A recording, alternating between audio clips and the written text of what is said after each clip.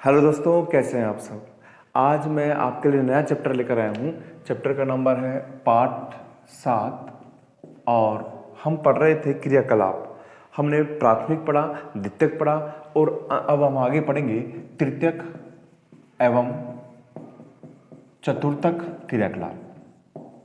चतुर्थक क्रियाकलाप क्या होते हैं हम देखते हैं। प्राथमिक क्रियाकलाप आपने पढ़ा, मैं दोबारा रिवीजन करता हूं। ये आपने पढ़ा कि वो क्रियाकलाप जो हम प्रकृति से जो प्राप्त संसाधन होते हैं, वस्तुएं होती हैं, सीधा उन्हें उपभोग में ले लेते हैं, उसे प्राथमिक क्रियाकलाप कहते हैं। द्वितीय क्रियाकलाप वो उद्योग आते हैं जिसके अंदर हम प्राथमिक क्रियाकलाप से जो प्राप्त वस्तु है, प्रकृति से प्राप्त वस्तु है, उसका रूप परिवर्तन कर उसका मूल्य बढ़ा दे, उसे हम द्वितीय क्रियाकलाप कहेंगे। जो मशीनों के द्वारा बनी वस्तुएं काम आती है वो द्वितीय क्रियाकलाप में आती है। अब हम आगे लेंगे, आज हम पढ़ेंगे तृतीयक क्रियाकलाप। हम क्या लेंगे? तृतीयक क्रियाकलाप। तृतीयक क्रियाकलाप। देखिए, तृतीयक क्रियाकलाप क्या है समझिए। ये एक तरीके से एक ऐसा ही व्यवसाय है जैसे बात किया जिससे अर्थ अर्जन हो, लेकिन सबसे महत्वपूर्ण बात क्या है कि यहां पर वस्तुओं का उत्पादन नहीं होता। जैसे प्राथमिक क्रियाकलाप में हम प्रकृति से प्राप्त वस्तुएं लेते हैं, द्वितीय क्रियाकलाप में हम मशीनों से प्राप्त वस्तुएं लेते हैं। यहां पर वस्तुओं का उत्पादन नहीं होता, बल्कि यहां पर जो उत्पादन होता है वो सेवाओं का होता है। और सेवाएं कौन सी शामिल की जाती है? प्रत्यक्ष सेवाएं। प्रत्यक्ष सेवाएं। मैं आपसे एक उदाहरण देता हूं कि अभी आपके घर में कोई बीमार हो जाए और अगर डॉक्टर आता है, डॉक्टर आपका इलाज करता है, इलाज के बदले में आप उससे कुछ उसका पारिश्रमिक देते हैं, तो यहां पर डॉक्टर आया, उसने आपको कोई सामान दिया नहीं है, बल्कि आपकी सेवा की है और उसके बदले में आपने उसको पारिश्रमिक दिया है। तो वो जो एक सेवा हुई वो क्रियाकलाप में आई, तृतीयक क्रियाकलाप में। जैसे एक टीचर है, टीचर आपको पढ़ा रहा है, पढ़ाने पर उसने ज्ञान दिया है आपको, एक किसी वस्तु के बारे में, वस्तु की नॉलेज बताई है। आपके पास में कोई मूर्त वस्तु नहीं आई है जिसको आप दिखा सकते हैं कि हाँ भाई ये वस्तु मैंने खरीदी है, नहीं, लेकिन वो एक सेवा है। एक नल ठीक करने वाला आपके घर में आता है, नल ठीक कर देता है। नल ठीक करने के बाद में उसने जो सेवा दी है उसके बदले में आप जो पारिश्रमिक देंगे वो तृतीयक क्रियाकलाप में आता है। तो इसमें हम प्रत्यक्ष सेवाओं को शामिल करते हैं। जैसे मान लीजिए आप डॉक्टर को शामिल कर रहे हैं, डॉक्टर की सेवा है। आप अध्यापक जो पढ़ाता है उसकी इसकी सेवा को कर सकते हैं। वकील आ सकता है, नलसाज नल ठीक करने वाला आ सकता है, बिजली कर्मी आ सकता है। ये सब जो आएंगे ये आपके आएंगे तृतीयक व्यवसाय में, तृतीयक क्रियाकलाप में। यानी सामान्य से परिभाषा है, तृतीयक क्रियाकलापों में हम प्रत्यक्ष सेवाओं को शामिल किया करते हैं जो हमको प्रत्यक्ष रूप से दिखती है। और सेवाएं, यहां पर वस्तु का उत्पादन नहीं होता है, सेवाओं का उत्पादन होता है। इसको हम और बड़े स्तर पर से समझ सकते हैं कि तृतीयक क्रियाकलाप दो अर्थों में हम कर सकते हैं कि यहां पर इसको कर सकते हैं उत्पादन प्लस विनिमय। ये इन दो चीजों से मिलकर बनता है, उत्पादन और विनिमय। उत्पादन क्या मैंने बताया आपको, यहां पर उत्पादन वस्तुओं का उत्पादन, वस्तुओं का नहीं, माफ कीजिएगा, सेवाओं का उत्पादन। यहां उत्पादन किसका? सेवाओं का उत्पादन। सेवा कैसी? जो आपको बताई, ये सब सेवाएं हैं, यहां पर सेवाओं का उत्पादन, ठीक है। और विनिमय, विनिमय के अंदर आता है यहां पर तीन चीज आएगी। एक तो आएगा आपका परिवहन, एक आएगा व्यापार, एक आएगा व्यापार और एक आएगा संचार। तो उत्पादन में सेवाओं का उत्पादन और विनिमय में होगा परिवहन, व्यापार और संचार, ये शामिल किया जाता है। विनिमय क्या है? विनिमय एक तरीके से दूरी को कम करने का, यानी यहां पर क्या होता है कि आप किसको कम कर सकते हैं? दूरी को निष्क्रिय कर सकते हैं, दूरी को निष्क्रिय कर सकते हैं, दूरी को निष्क्रिय करना। यानी आपका तृतीयक क्रियाकलाप दो फैक्टर से बनता है, उत्पादन प्लस विनिमय। उत्पादन किसका? सेवाओं का। और उन सेवाओं को अगर आपको किसी का पहुंचाना है तो उसके लिए आपको परिवहन के साधनों की जरूरत होगी, उसके लिए व्यापार एक क्रिया होगी, या संचार के द्वारा आप उन सेवाओं को उपभोक्ता तक पहुंचा सकते हो। यानी ये दूरी को निष्क्रिय करने का साधन है। यानी उत्पादन प्लस विनिमय बनेगा तब तृतीयक क्रियाकलाप आएगा। परिभाषा आप यूं ले सकते हैं कि तृतीयक क्रियाकलाप में प्रत्यक्ष सेवाओं को शामिल किया जाता है। इसमें वस्तुओं का उत्पादन नहीं होता, इसमें सेवाओं का उत्पादन होता है। और इसमें यह उत्पादन और विनिमय दोनों क्रियाओं से मिलकर बनता है। एक उदाहरण आपको और दे सकता हूं कि आप किसी जगह की यात्रा कर रहे हैं, आप एक शहर से दूसरे शहर में जा रहे हैं, आप बस में बैठते हैं, बस में बैठकर आप परिवहन के अंदर में लेना चाहूँगा, आप बैठकर आप दूसरी जगह पर आ गए, वहाँ पर जाने के बाद आपने उसको किराया दिया आपने, आप जब उतरे तब आपने आपके पास ऐसा नहीं कि कुछ ऐसा कुछ चीज़ आ गई हो, उसने कोई वस्तु दे दी हो या आपके पास में कोई ऐसा सामान आ गया हो, कुछ नहीं दिया, बस आप आए और आपने उतर गए। तो जो आपने एक स्थान से दूसरे स्थान पर जो पहुंचे हैं वही क्या होता है, परिवहन होता है, जिसको हम तृतीय क्रियाकलाप में शामिल करते हैं। तो यहाँ पर उत्पादन प्लस विनिमय को आपको समझना है। अब यहाँ पर एक मेन चीज होती है कि द्वितीय क्रियाकलाप से, अगर हम द्वितीय क्रियाकलाप की बात करते हैं या द्वितीय व्यवसाय की बात करते हैं और हम आते हैं तृतीय व्यवसाय में, तो यहाँ पर क्या फर्क आया है आप बिल्कुल स्पष्ट रूप से समझ सकते हैं कि द्वितीय क्रियाकलाप के बारे में हम सोचेंगे तो आपको यहाँ पर बड़ी बड़ी मशीनें दिखेगी, मशीनों की कल्पना करेंगे, मशीनों के साथ में आप यहाँ पर कोई बड़ी फैक्ट्री की कल्पना करेंगे, यहाँ पर तकनीक की कल्पना करेंगे। लेकिन यहाँ पर क्या करेंगे, अगर डॉक्टर, अध्यापक, वकील है तो आपके ज्ञान की है, अगर आप नलसाज बिजली कर्मी हैं तो आपके कौशल का यहाँ पर होगा, मतलब जितना आपका यहाँ पर प्रशिक्षण होगा। यानी इसमें फर्क क्या है कि जितना आपके पास में ज्ञान होगा, जितना कौशल होगा, जितनी ट्रेनिंग होगी, आप उतना ही पैसा कमाएंगे। जबकि यहाँ पर जितनी मशीनें होगी, जितनी फैक्ट्री होगी, जितनी टेक्निक होगी, उतना ही द्वितीय क्रियाकलाप में आप आगे बढ़ेंगे। तो ये इसका मेजर अंतर है। अब हम इसमें पढ़ते हैं आगे। आप आगे देखिए कि तृतीय क्रियाकलाप का एक चार्ट बनाऊंगा मैं आपको, फिर बाद में धीरे धीरे पढ़ेंगे हम कि इसमें क्या क्या है। तो आप देखिए तृतीय क्रियाकलाप में हम क्या क्या लेते हैं, वही लेंगे जो हमने पढ़ा है। आप इसमें सेवाएं लेंगे, इसमें आपने जो विनिमय किया, आपने विनिमय में क्या किया, व्यापार किया, अपने परिवहन किया और संचार किया। अपन इन तीनों चीजों को, चारों चीजों को हम इसमें शामिल करेंगे। मैं आपको पहले ही बता चुका हूं कि जितना आप चार्ट बनाएंगे, चार्ट के द्वारा आप अपने उत्तर को उतना ही निखार सकते हैं, चार्ट के द्वारा, माध्यम के द्वारा। अब जैसे हम बात करें आप बात करें तृतीयक व्यवसाय की, अभी हम चतुर्थक को नहीं कर रहे हैं, इसको आप थोड़ा होल्ड कीजिए। तृतीयक व्यवसाय, अब तृतीयक व्यवसाय में देखिए आप, हम बात करते हैं पहले, सबसे पहले चार्ट के माध्यम से हम बात करते हैं व्यापार की एवं वाणिज्य की। देखिए व्यापार का मतलब ट्रेड होता है, वाणिज्य का मतलब कॉमर्स होता है। व्यापार का मतलब होता है कि वस्तु का क्रय विक्रय करना, व्यापार को होता है। लेकिन उस क्रय विक्रय करने के लिए आपको कोई मंडियां चाहिए होती है, आपको व्यापारिक संस्थान चाहिए होते हैं, आपको एक बही खाता चाहिए होता है, कई प्रकार की क्रियाएं होती है, वो सब आएगी वाणिज्य में। यानी व्यापार में तो वस्तु का मूर्त वस्तु जो है, अमूर्त है, ये सेवा है, उनका क्रय विक्रय आएगा। लेकिन वाणिज्य में वो जो सब प्रक्रिया आएगी, आप किसी भंडार गृह को लेते हैं, आप परिवहन के साधनों का उपयोग करते हैं, आपको बही खाता यूज कर रहे हैं, वो सब किस में आएगा, कॉमर्स में आएगा, वाणिज्य में आएगा। तो यहां पर व्यापार और वाणिज्य दो रूप में है। एक तो है थोक, किस रूप में, थोक व्यापार, और दूसरा आपका इसमें आएगा फुटकर। एक आएगा थोक और एक आएगा फुटकर। थोक और फुटकर को हम आगे समझेंगे, लेकिन थोड़ा सा मैं बताना चाहूंगा, हल्का सा बताना चाहूंगा। आप देखिए थोक और फुटकर में ज्यादा अंतर नहीं है। आप यूं समझिए कि जैसे ये फैक्ट्री है, ये मेरी फैक्ट्री है, इस फैक्ट्री पर मैं ये मान लीजिए शूज बनाता हूं, आप ये मान लीजिए मैं शूज बनाता हूं। अब मेरे से एक व्यक्ति है, वो क्या कर लेता है, एक समूह है, वो क्या कर लेता है, शूज एक पूरे दाम पर खरीदता है। वो बोलता है कि मुझे 10,000 शूज चाहिए। कितने चाहिए, 10,000 शूज चाहिए। और एक वो भंडार गृह एक पूरा एक फैक्ट्री बना लेता है और यहां पर वो शूज को रख लेता है यहां पर, ठीक है। अब मैं उपभोक्ता हूं, आप उपभोक्ता हैं। अगर आपको वस्तु खरीदनी है, शूज खरीदने हैं, जो भी कंपनी के हैं, मान लीजिए एडिडास के हैं, तो आप न तो सीधे यहां पर आएंगे, क्योंकि ये पर क्या है, ये तो सीधा क्या है, बना रहा है, ये तो क्या है, बनाने वाला, निर्माण करता है।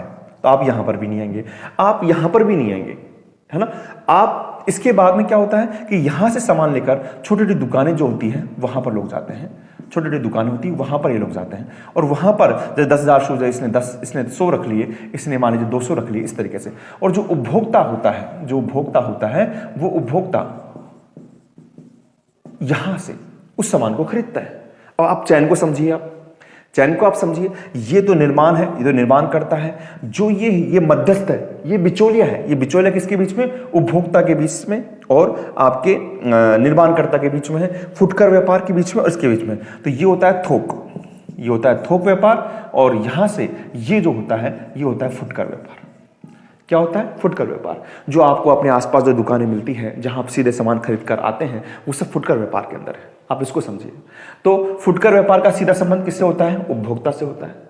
लेकिन आगे अपन स्पष्ट रूप में समझेंगे इसको। लेकिन थोक व्यापार क्या करता है? वो सीधा निर्माणकर्ता से वस्तुएं खरीदता है। कभी कभार क्या करते हैं कि जो बड़े भंडार गृह होते हैं, वो सीधे ही, जो भंडार गृह होते हैं बड़े, वो सीधे ही यहीं से माल खरीद लेते हैं और सस्ते दाम पर बेच लेते हैं। लेकिन अधिकतर होता क्या है? यही चैन चलता है। फुटकर व्यापारी क्या करते हैं? थोक व्यापारी से सामान लेते हैं और उसको पैसा भी नहीं देते हैं, और जब ये सामान बिक जाता है, उस पैसे को ये वापस इसको रिटर्न कर देते हैं। यानी यूं कहते हैं, आगे बात करेंगे अपन, कि फुटकर व्यापारी जो होते हैं, वो थोक व्यापारी की पूंजी पर ही अपना व्यापार करते हैं। तो इसको बिचौलिया कहते हैं, ठीक है। और थोक व्यापारी क्या होते हैं? बिचौलिया होते हैं। ये एक वस्तु का संग्रहण करते हैं जिसमें वस्तु विशिष्टीकरण का पाया जाता है, सस्ती वस्तुएं मिलती है आपको यहाँ पर। फुटकर व्यापारी क्या होते हैं? जिनका सीधा संबंध उपभोक्ता से होता है, ठीक है ना।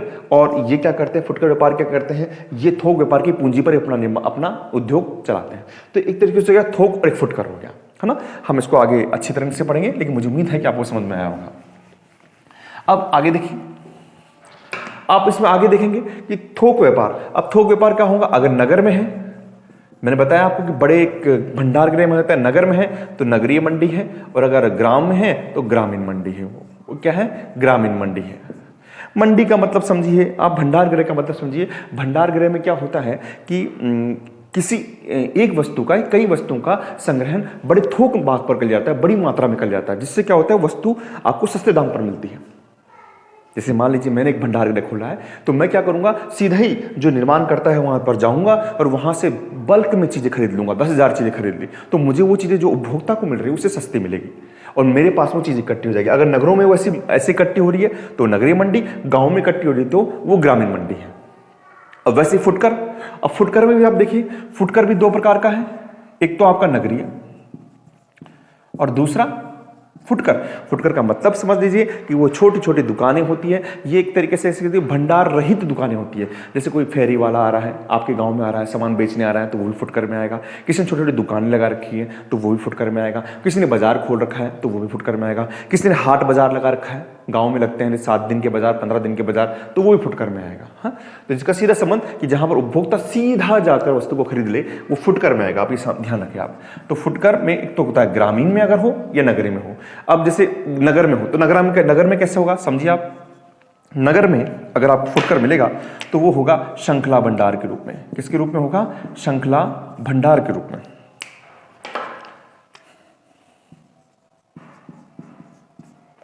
श्रृंखला भंडार के रूप में। श्रृंखला भंडार, इसको हम आगे समझ लेंगे, लेकिन थोड़ा सा बताना चाहूंगा। श्रृंखला भंडार, आप जयपुर में कभी गए होंगे तो वहां पर क्या होता है कि जैसे रिलायंस है, तो रिलायंस के जो बड़े बड़े स्टोर हैं वो आपको एक जगह मिल जाएंगे। वहाँ खासियत क्या होती है कि वहाँ पर आपको खाद्य सामग्री से लेकर आपको कोई भी सामग्री चाहिए, खाने का सामान चाहिए, आपको कपड़े चाहिए, आपको सब्जियाँ चाहिए, सब कुछ एक जगह पर मिल जाएगी। और वो या तो किसी अगर निजी व्यक्ति के द्वारा है तो निजी व्यक्ति के द्वारा संचालित है, या सरकार के द्वारा संचालित है। तो यहाँ पर क्या होता है? एक ही नियम लागू होते हैं और आपको सारी चीजें एक ही बाजार, एक ही छत के नीचे मिल जाती है। ये होता है श्रृंखला भंडार। ये गांव में नहीं पाए जाएंगे, ये कहाँ पाए जाएंगे? शहरों में पाए जाएंगे। दूसरा इसका एक फुटकर का होता है डाक ऑर्डर।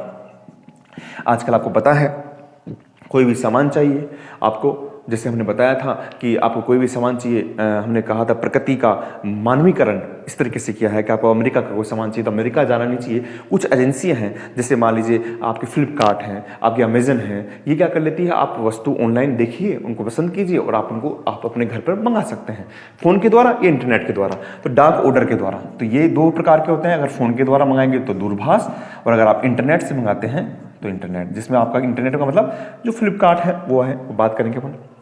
फिर इसके अलावा हम लेते हैं सुलभ बाजार केंद्र। सुलभ बाजार केंद्र ये भी आपको शहर में मिलेंगे। फुटकर की बात कर रहे हैं, शहर में मिलेंगे। इन सीधा फुटकर की बात कर रहे हैं तो आपके दिमाग में सीधा क्लिक करना चाहिए कि यहां पर उपभोक्ता सीधा जाके वस्तुएं खरीद सकता है। यहां पर नहीं खरीद सकता। खरीदने से मतलब ऐसी कोई मनाही नहीं है, लेकिन खरीदेगा तो उसको बड़े ही ज्यादा मात्रा में खरीदनी पड़ेगी।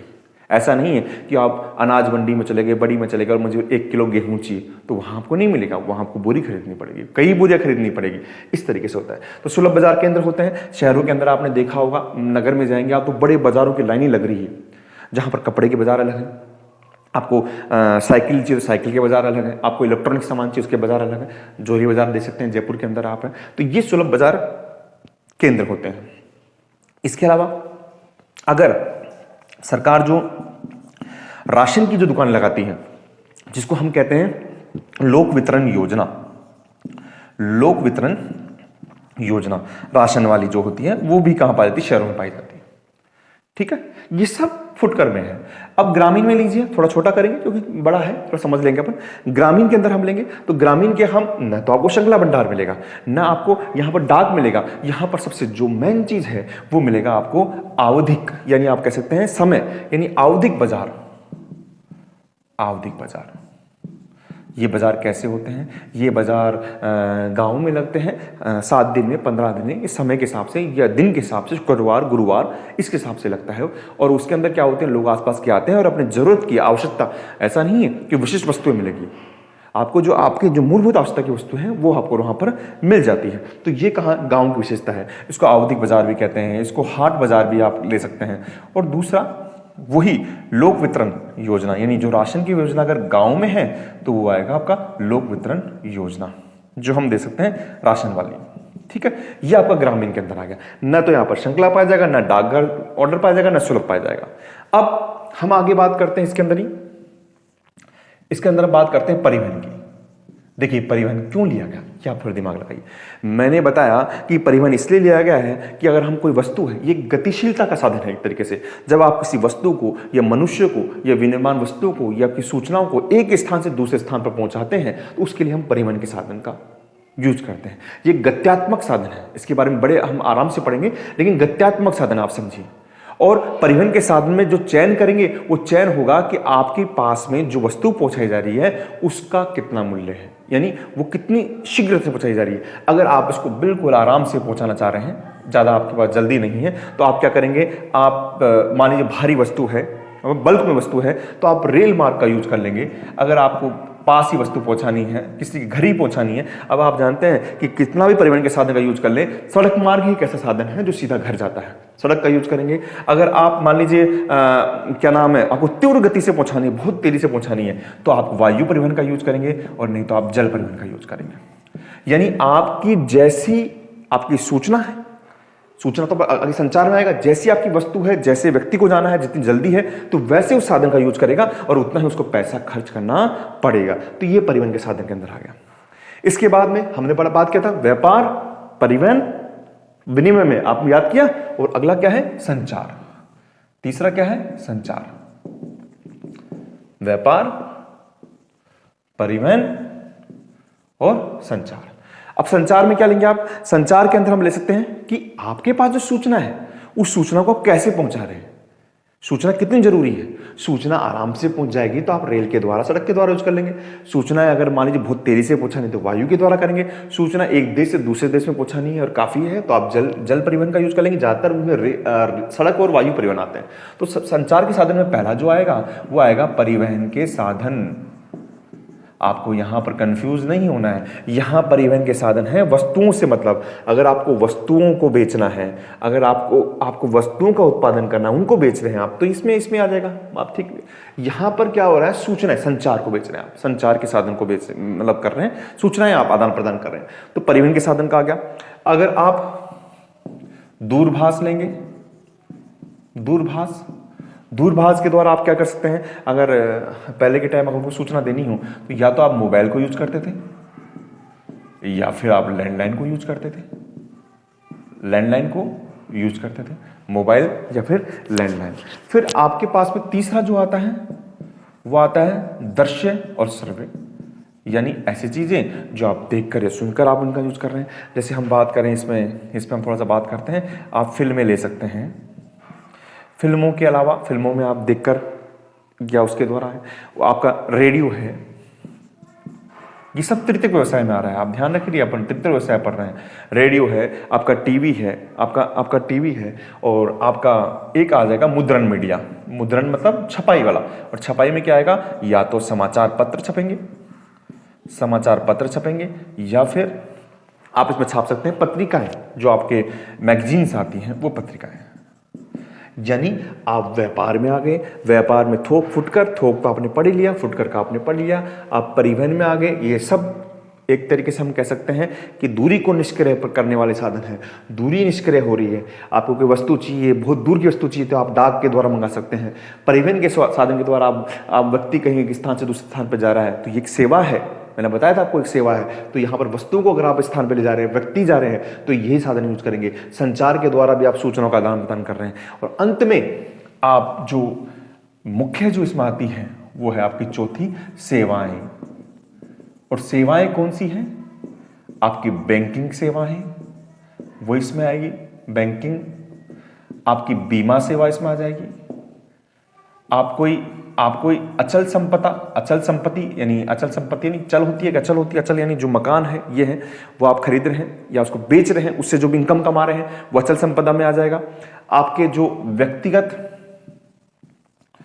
या फिर व्यवसायिक जो संस्थान है, व्यवसाय संस्थान है, जिसमें व्यक्तिगत भी हो सकता है, उसमें सरकारी भी हो सकता है, या फिर आप इसमें आप क्या कर सकते हैं, गैर सरकारी संगठन भी कर सकते हैं, गैर सरकारी संगठन भी कर सकते हैं, वो सब इसमें आ जाएंगे। तो हमने एक तरीके से एक चार्ट, एक खाका कह चाहे, अब चतुर्थक पढ़ेंगे। तृतीयक व्यवसाय में हमने पढ़ा है कि ये वस्तुओं का उत्पादन नहीं होता भैया, ये सेवाओं का उत्पादन होता है। और इसमें परिवहन लेंगे, संचार लेंगे, जो विनिमय है, और सेवाएं क्या है, सेवाओं का उत्पादन है। तो आप इस पाठ की मुख्य ये भूमिका समझिए। अभी हम नेक्स्ट वीडियो के अंदर बताएंगे, हम इसको थोड़ा सा अलग करके बताएंगे कि इनको आप इसमें थोक व्यापार क्या होता है, फुटकर क्या होता है, नगरीय जो व्यापारिक संस्थान होते हैं, नगरीय जो संस्थान होते हैं वो क्या होते हैं, ग्रामीण क्या होते हैं, इस तरीके से हम इसमें बात चर्चा करेंगे। ठीक है बेटा, ओके, थैंक यू।